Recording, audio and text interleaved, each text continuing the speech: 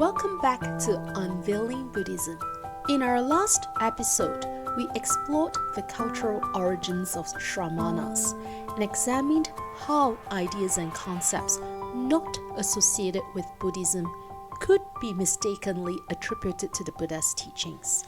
In this episode, our focus shifts to a close examination of a sermon delivered by Buddha, specifically in the Samaññaphala Sutta. Within this discourse, we will uncover 6 philosophies advocated by other Sramanas, distinct from the teachings of Buddha Shakyamuni. This investigation aims to assist us in distinguishing counterfeit Buddhist messages and nurturing the growth of accurate understanding.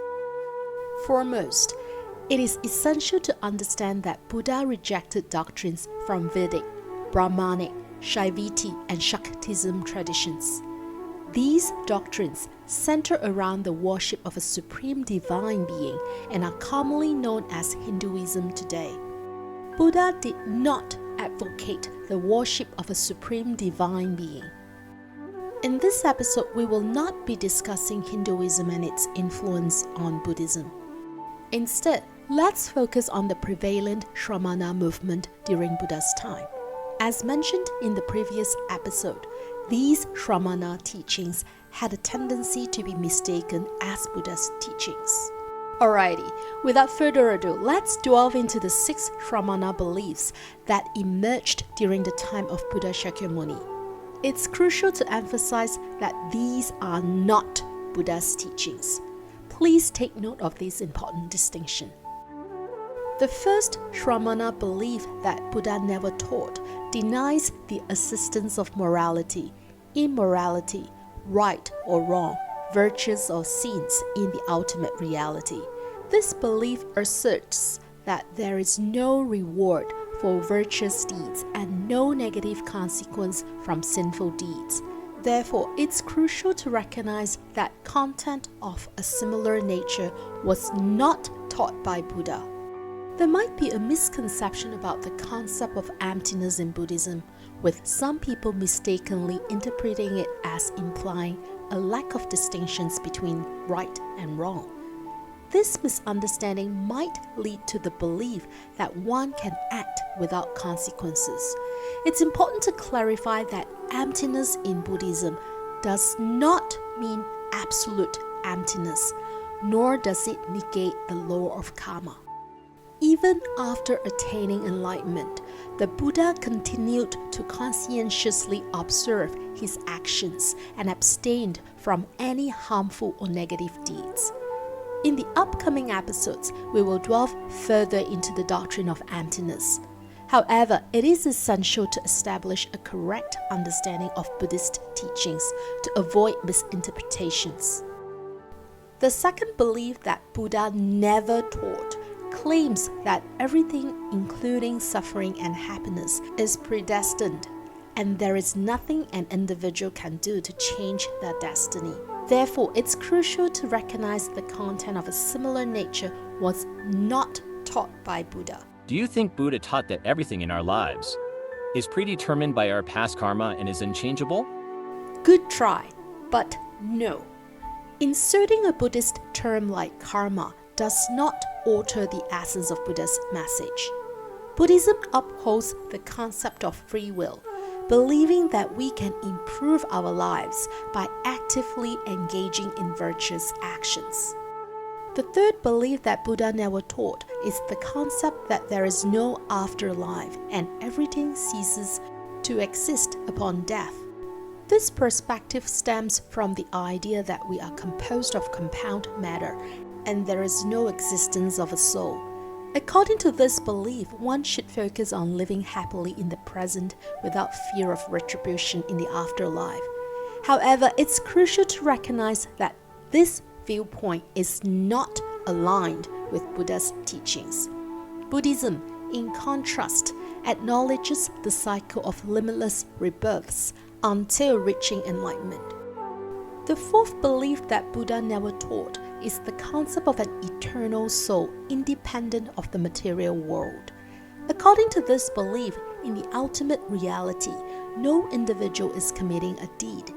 However, it's crucial to recognize that this perspective is not aligned with Buddha's teachings. Buddha emphasized the understanding that the cause and effect of our deeds follow us into our afterlives.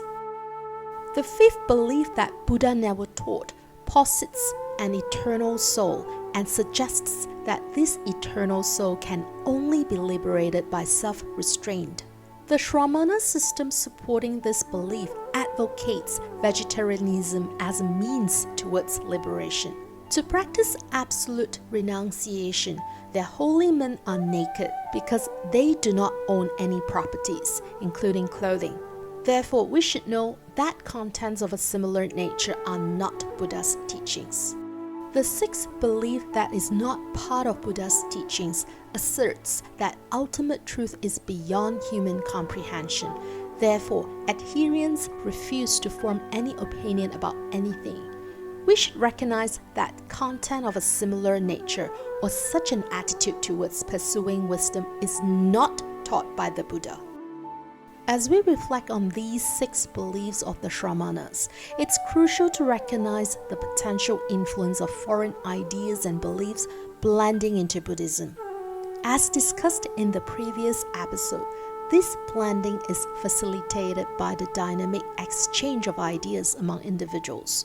Additionally, some people may arrive at similar conclusions independently, employing logical conjecture, inference, analogies, pondering views, and probability.